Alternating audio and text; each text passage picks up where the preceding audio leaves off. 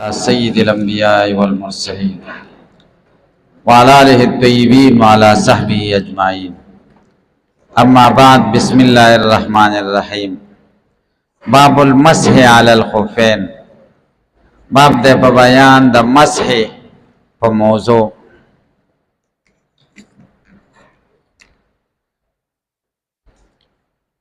درې بابونه ذکر کړي.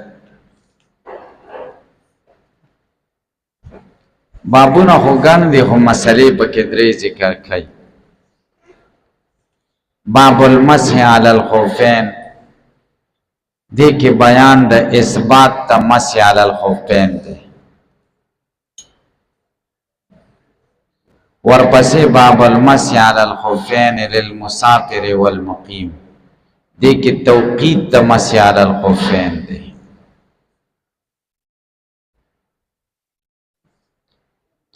ورپسې باب فی المسح علی الخفین اعلاه و اسفله، دې کې کیفیت د مسح علی الخفین د په موضوع په مسح څنګه کې نو دا درې مسلې بیانېږي: اثبات د مسح علی الخفین، توقیت د مسح علی الخفین، کیفیت د مسح علی الخفین.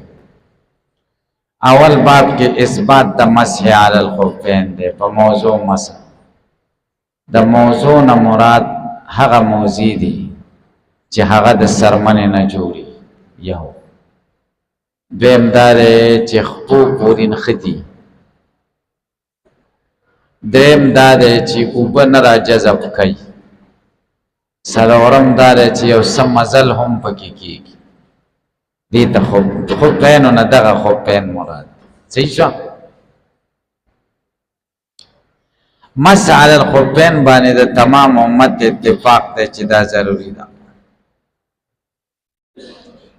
صرف خوارج او د شیعګانو نه یوه ډله امامیه هغه د مسح علی الخفین قایلین نه دي. خوارج وی واجب غسل د رجلینو دی، په هر حال بخبی وینځي، موضوع باندې مسح نشته. او د شیعګانو ډله امامیه هغه وی واجب مسح د رجلینو د بغیر د خفینو نه. خفینو ته څه ضرورت دی؟ موضوع ته ضرورت نشته. صحیح شو؟ نور د تمام امت په دې اتفاق دی چې مسح علی الخفین دا جایزه ده، او په دې باره کې ګڼ احادیث دي. او مسح علی الخفین دا د اهل سنت والجماعت علامه ګڼل شوې ده. امام ابو حنیفه رحمه الله پاک فرمایي د اهل سنت علامه دا ده چې نحب الختنین ونفضل الشیخین ونرى المسح علی الخفین. ابو بکر او عمر ته په نورو صحابو فضیلت ورکاو، او د عثمان او د علی سره محبت کو، او مسح علی الخفین رایم ده چې دا جایزه ده. او امام ابو حنیفه وی زه د مسح علی الخفین نه یم قایله شوی مګر په هغه وخت کې چې دا ماته داسې ښکاره شوه کزو لکه دا رڼا چې څنګه ښکاره ده، لکه رڼا چې اسمان کې څنګه ښکاره ده، مسح راته دغه شان ښکاره شي.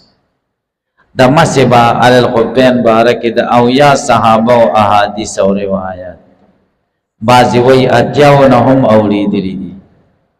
د مسح علی الخفین روایات دا تواتر ته رسېدلي دي، او په داسې احادیثو کې زیادت په کتاب الله جایز دی، بلکې نسخه د کتاب الله هم پکې.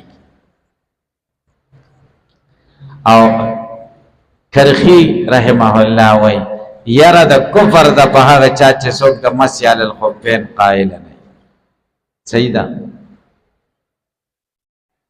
خوارج د مسح علی الخفین قایل نه دي، او دې حدیثونو ته جواب کوي چې کم د مسح علی الخفین باره کې راغلي چې دا په ابتدا د اسلام کې و، چې بیا کله سورۃ المائده کې حدیث دا او دس راغی نو مسح علی الخفین منسوخه شو. امام ترمذی رحمه الله د جریر ابن عبدالله البجلی حدیث ذکر کړي، او جریر ابن عبدالله بجلی د نبی علیہ السلام آخر وخت بیان کوي چې ما نبی علیہ السلام ولید چې په خفین مسح کو. جریر ابن عبد الله بجلی د نبی علیہ السلام د وفات نه 50 ورځې او یا شپږ میاشتې مخکې مسلمان شو. تاسو په خبره پوه شئ. د چې کوم روایت کوي دا د سورۃ مائده نه وروسته دی، نو معلومه شوه چې دا حدیثونه د مسح علی الخفین منسوخ نه دي په سورۃ مائده، بلکې واقع دي بعد نزول سورۃ المائده، او ناسخ و مؤخر د منسوخ نه. نو مائده د دې لپاره ناسخ نه ده ځکه هغه مقدمه ده کنه. لکه تاسو به پوه شئ. بسم الله الرحمن الرحيم. وبه قال حدثنا هناد قال حدثنا وكيع عن الأعمش عن إبراهيم عن عمار بن الحارث قال قال جرير بن عبد الله رضي الله عنه ثم توزأ ومسح على خفيه فقيل له أتفعل هذا؟ قال وما يمنعني وقد رأيت رسول الله صلى الله عليه وسلم يفعله. قال وكان يعجبهم حديث جرير رضي الله عنه لأن إسلامه كان بعد نزول المائدة وفي الباب عن عمر وعلي. حمام ابن الحارث وی تشو دس مات که جریر ابن عبدالله بے یو دسو کو مسح پا خفین اکڑا. چا ورطویل تفعلو هازا دا کار کے؟ قال وما یمنونی سشیمانی دی ما تا چی دا کار بانکوم. وقد رأيت رسول الله صلی اللہ علیہ وسلم یفعلو، نبی علیہ السلام ملی دلے چی دا کار بیکاو. قال ابراہیم وی وکان یعجبهم حدیث جریر، او دوی با خوشالول حدیث جریر دی جریر حدیث. ولی لأن اسلام او کان بعد نزول المائده، ځکه د اسلام پس د نزول د مائده نه نو د حدیث نه دا معلومیږي چې مائده د دې حدیثونو د لپاره ناسخه نه ده. لکه به پوه شئ. وفي الباب عن عمر وعلي وحذيفة والمغيرة وبلال وسعد وابي ايوب وسلمان وبريدة وعمرو بن أمية وانس وسهل بن سعد ويعلى بن مرة وعبادة بن صامت واسامه ابن شریک و ابي امامه و جابر و اسامه ابن زید. دا ټول روایت په تحاوی کې دي. قال ابو عيسى حديث جرير حديث حسن صحيح. ويروى بل روایت دا عن شهر ابن حوشب. شهر ابن حوشب دا خو حمام ابن حارث روایت دو. شهر ابن حوشب وی رأيت جرير ابن عبد الله توزع ومسح على خفيه فقلت له في ذلك ما ورته ولید مسح وکړه. قال رأيت رسول الله صلى الله عليه وسلم توزع ومسح فقلت له اقبل المائده او بعد المائده، د سورۃ مائده نه مخکې که وروسته د نبی علیہ السلام لیدلې. قال ما اسلمت الا بعد المائده، ما اسلام نه دی راوړی مگر پس د سورۃ مائده نه، ځکه سورۃ مائده د غزوه تبوک نه مخکې نازله شوې ده. او حدیث د مغیره چې کوم دی په غزوه تبوک. حدثنا زاهد قتيبة قال حدثنا خالد بن زيد الترمذي عن مقاتل بن حيان عن شهر بن شعوب عن جرير وقال وروى بقية عن ابراهيم بن ادهم. دا حدیث بقیه روایت کړی دی د ابراهيم بن ادهم نه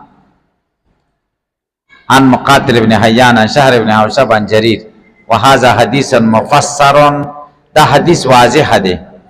لأن بعض من انکر المسح على الخفين تأولا، بعض هغه څوک چې د مسح على الخفين نه انکار کړی دی هغوی تاویل کړی دی چې مسح د نبی علیہ السلام په خفین باندې کان قبل نزول المائده، دا د مائده د نزول نه مخکې.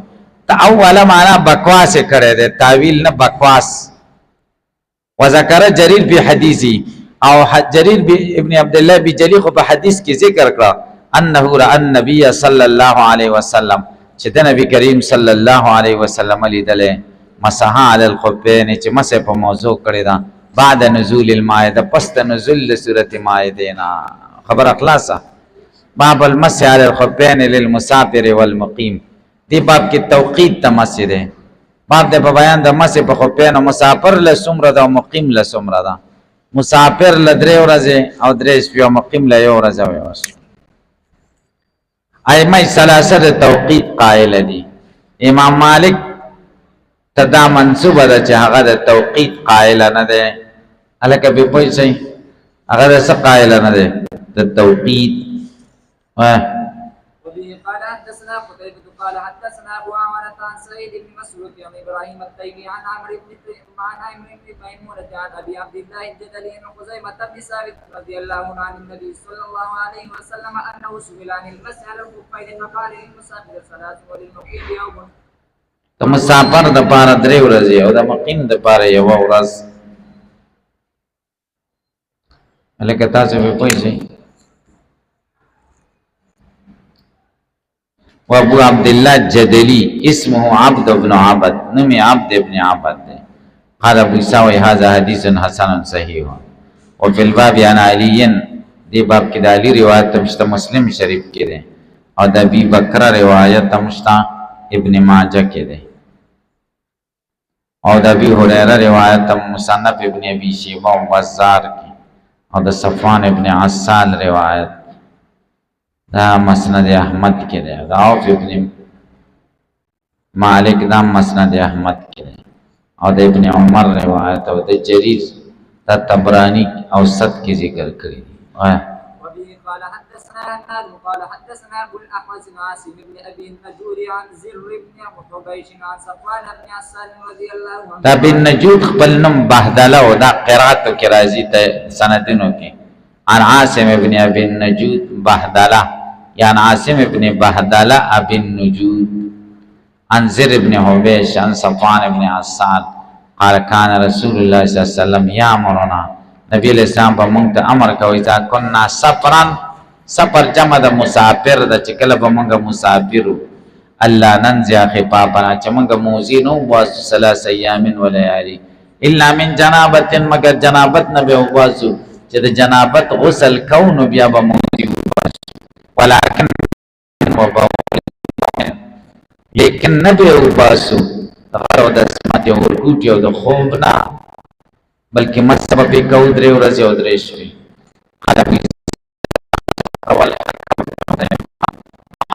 ابراهيم النخعي عن ابي عبد الله الجدلي التقوا ذكر دا عبد الله الجدلي نے روایت وغولنا روایت عن ابراهيم التيمي عن عمرو بن ميمون عن ابي عبد الله الجدلي او حكم ابن عتيبة او حماد د ابراهيم نخعي نے روایت کړه عن ابي عبد الله الجدلي.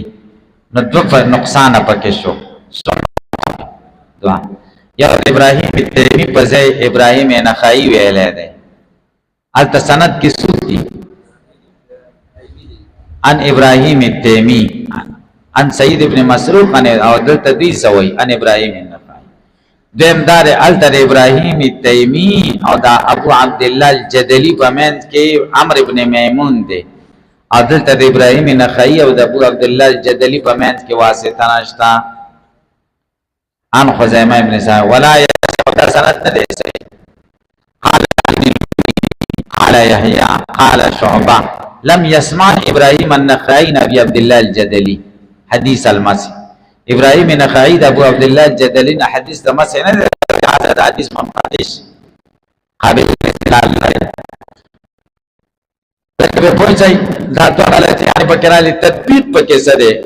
وقال زايدان منصور زايده د منصور نه روایت کوي كنا في حجره ابراهيم من د ابراهيم التيمي په کوټه کې حجره کې ومعنا ابراهيم النخعي من سره په کوټه کې ناس فحدثنا ابراهيم التيمي من ته حديث ابراهيم التيمي بیان کان عمرو ابن ميمون عن ابي عبد الله الجدلي عن خزيمه ابن ثابت عن النبي صلى الله عليه وسلم.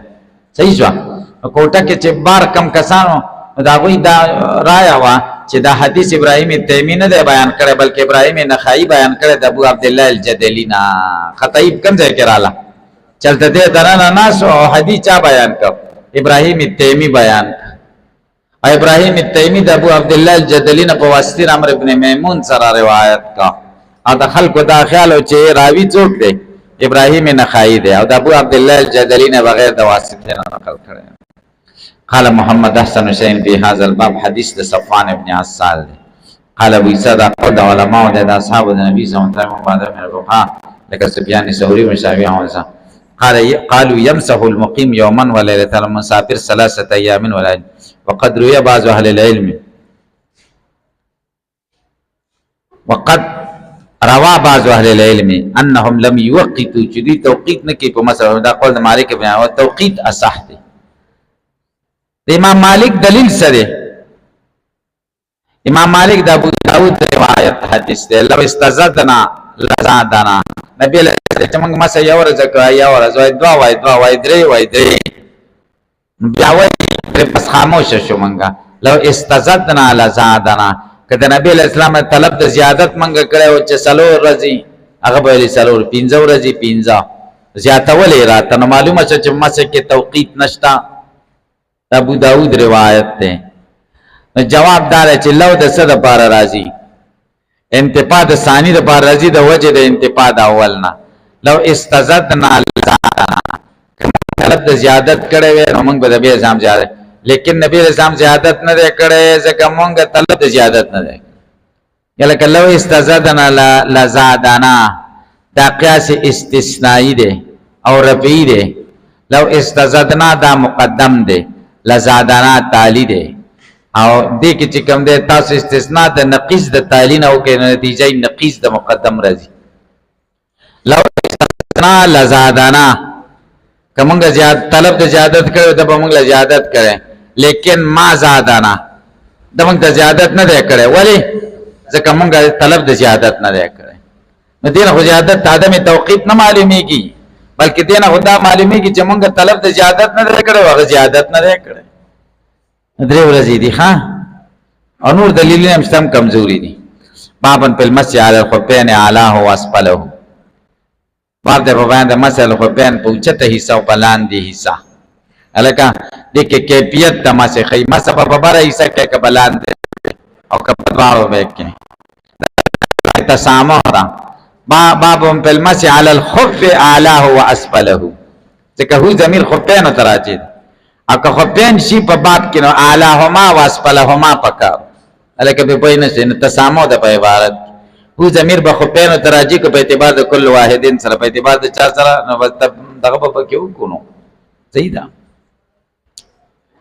علی رضی الله تعالی عنہ منقول دی چالی رضی الله تعالی عنہ فرمایي کچرته دین په دغه باندې وای ظاهر باندې وای نو موږ بدا ویلې وای چې مسد په ادنا کیږي اسپل باندې ولې ځکه ګندکی کې کم دی اسپل په دین پر آیا نه دی رسول الله صلی الله علیه وسلم په اعلی کړی دا موږ ځکه په اعلی کوم اسپل نه لاندې حصہ مراد ده ابن الحمام وای اسپل نه مراد دنه نه ځای مراد ده موزه کې چې دنه نه دی دا ضعیف قول دی واه وبه قال حدثنا ابو الوليد قال حدثنا الوليد أخبرني ثور بن يزيد عن رجاء بن حيوة عن كاتب المغيرة عن المغيرة بن شعبة رضي الله عنه أن النبي صلى الله عليه وسلم مسح على الكفر واسفله. نبی اسلام د موضوع په بره حساب یا حنا په بره باکه خدا حدیث معلول دی ضعیف دی قال وساد قول غیر نسب نبی صلی الله علیه وسلم يقول مالك والشافعي واسحاق ټول قول دی چې علاوه پر تاړو باندې مسکه او حناف او حنابلہ وایي چې نه صرف اعلی بکې اسفل باندې نه وهذا حدیث حدیث معلول دی ضعیف دی علت دی پکې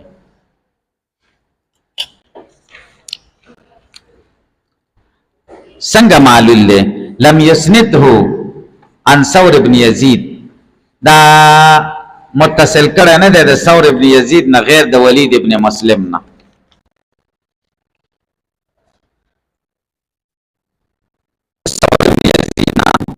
مسلم ولید ابن مسلم نه غیر بل چا دانه د مسند کړي بلکې منقطع دا منقطع دا چې مغیره ابن شعبہ شپېته شاګردان دي او په شپېتو شاګردانو کې صرف یو شاګرد ذکر کړی دی چې کاتب د مغیره دی